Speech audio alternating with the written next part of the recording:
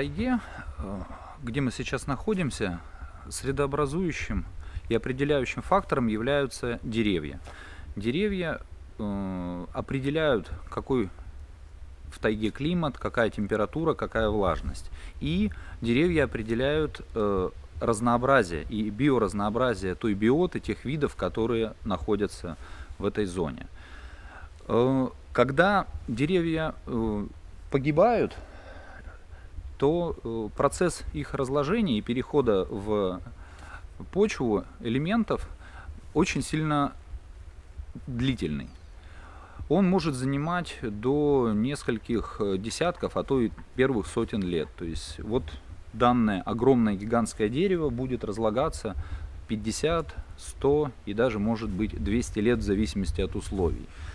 И вот эта вот мертвая древесина является экологическими нишами для огромного количества видов. Около 5000 видов живет на мертвой древесине. Это и мхи, и лишайники, и которые здесь могут встречаться на ветках, трутовые грибы, насекомые, которые, сменяя друг друга, живут на разлагающейся древесине. Для сравнения, в тропиках этот процесс очень быстр, и за несколько лет дерево полностью исчезает. Now we are in the spruce-dominated old-growth forest, and the oldest trees of spruce in this forest are approximately 150 or 200 years old. The oldest pine trees are approximately 400 years old. This is quite high bonited place for tree growing, so it means that wood volume is quite high in this place. It can reach 500 or 600 cubic meters per hectare.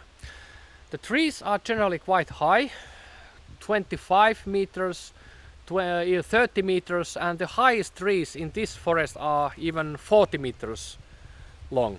Also, there are a lot of dead wood in this forest.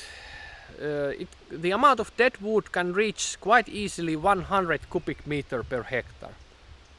Here we see huge trunk of decaying spruce, and it's moss covered, and as we see here, here's a nice collection of seedlings, and we call this seedling nursery kindergarten.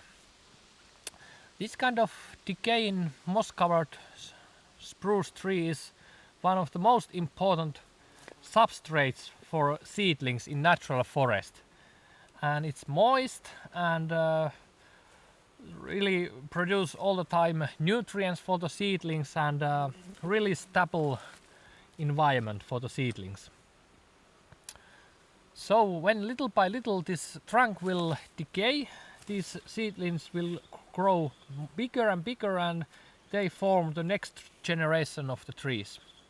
Сейчас мы попытаемся определить возраст этой елки. Для этого у нас есть прибор, возрастной бурав.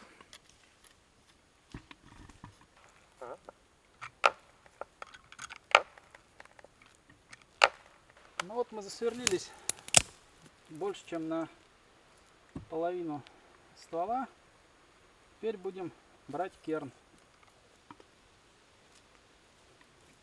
И вот мы получаем такой вот керн. Здесь можно также видеть, что где-то годовые кольца расположены реже, вот как здесь, например, где-то плотнее. Это говорит о том, что в какие-то годы жизни у дерева были более благоприятные периоды, какие-то периоды были менее благоприятные. Вот по этому керну можно сказать, что дереву порядка 150 лет. This is pine-dominated old-growth forest, and the trees are not so big ones because this is rocky place and quite poor soil. The age of the pine trees is approximately 150 years, and there have been several forest fires in this place, and all these spruce have grown after forest fires. This kind of old aspens is one of the key elements in biodiversity in old-growth forests. Why? One reason is that the bark of the aspen is not acid, it's quite neutral, and normally in taiga forest bark of the trees is acid. And second thing, that this bark structure is really variable. Micro topography is really different in different places, and this makes really good substrate for many species. Here we see one of the most famous outgrowth forest species, Lobaria pulmonaria. In English it's called lung lichen.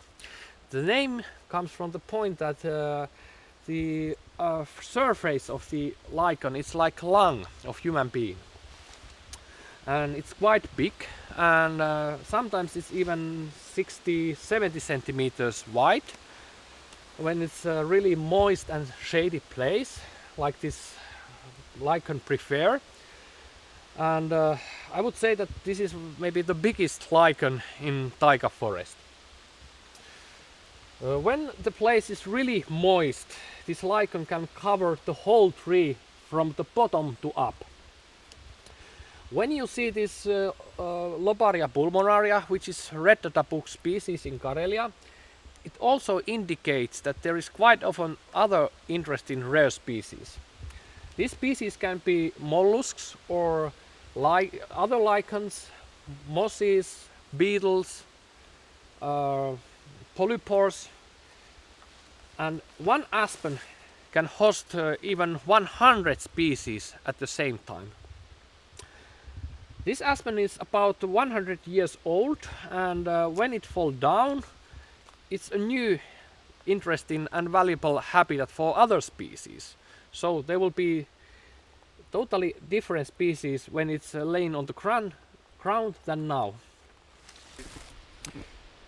Here you'll see maybe the most well-known element of outgrowth forest, old pine tree. The age of this pine tree is approximately 300 years, maybe more, and you can quite easily find here some old pine trees even 400 years old. How you know that this is old? At first it's quite thick, but the bark structure is special. We call it's a shield structure. When the pine tree is older than 120 years old, it starts to form a special kind of bark, shield bark. And the older the tree is, the bigger are the shields. And here the shields are quite big, and if you know, earlier children used to make boats for blaze from these shields. Here you'll see the special place, it's fire scar, and it's the remnant of old forest fire, maybe 100 years ago.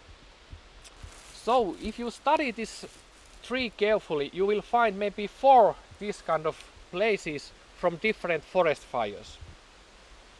So I think that this 300 years old tree has faced maybe 4 or even 5 different kind of fires. В старовозрастных лесах много стволов старых, разлагающихся вот на разной стадии разложения. Вот, например, как этот уже зарастающий мхом. Вот. И этот ствол разлагают несколько видов филофороидных грибов, трутовых грибов. Например, амилоцистис лапоника, один из них. Он является индикатором старых лесов. Его запах похож на запах сосисок. Здесь мы видим еще один индикаторный вид Crustodерма druinum. Вот.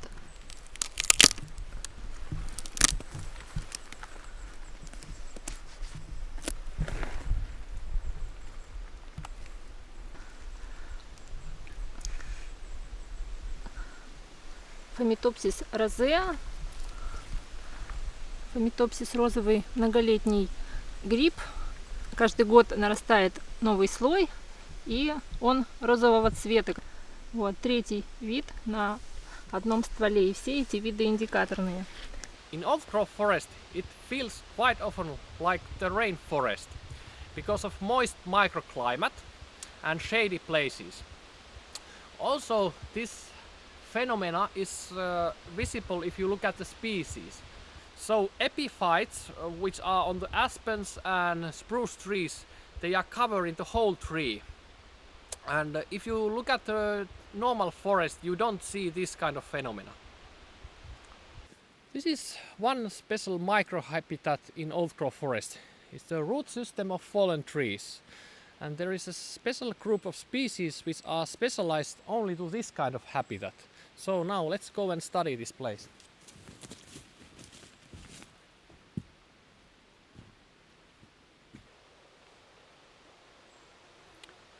I think that there are maybe 40 different species of mosses and lichens here, and I tried to find one special species. It's here.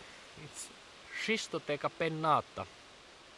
It's called ancient forest moss, and it's interesting species because it's living only on this kind of microhabitats, and it's in red data book of some Russian regions, and it's living on the root systems and in really shady places. And the structure of the moss is like a feather, and this interesting phenomena is that this moss is reflecting light. So it's partly chemistry why it's reflecting, and partly the surface structure of the moss. There are some bird species. They are specialized to outdoor forests. For example, the red-flanked blue-tail Luscinia cyanura and the red-flanked flycatcher Ficedula parva. They are little birds, and there are some birds of prey. For example, golden eagle, Aquila crusaetos, and Ural owl, Strix uralensis. Also, the great grey owl, Strix nebulosa. Birds of prey, they like the big trees. They need them to their nest places. The hawks and eagles, they need big trees. The owls, they need big holes, and the pygmy owl needs a little hole, but it also, and the holes are done by woodpeckers and when the wood is decaying. Also, when there are much dead and fallen trees, woodpeckers can use them, and also when there is much wood, there can be, for example, a tree creeper, Certia familiaris. It can find spiders from the trunks. Taiga forest is not only one forest. Actually, it's a collection of different kind of forest types. You can quite easily recognize and identify more than 100 different types of forests in taiga. The most typical forests are dominated by pine and spruce. Sometimes forest is dominated by aspen or birch. And here, background of me, you see rare type of forest which is dominated by Alnus glutinosa, black alder. And it's a black alder swamp. It's quite rare habitat nowadays because traditionally, historically, these were transformed to fields because this place is really good to establish an agricultural place. So in North Europe or in Central Europe there is practically very little left of this kind of biotope. And the characters of this biotope are that it's Alnus glutinosa spruce dominated, and the vegetation is really rich, luxurious. So this habitat contains a lot of biodiversity and special kind of biodiversity species which are living only in this kind of places.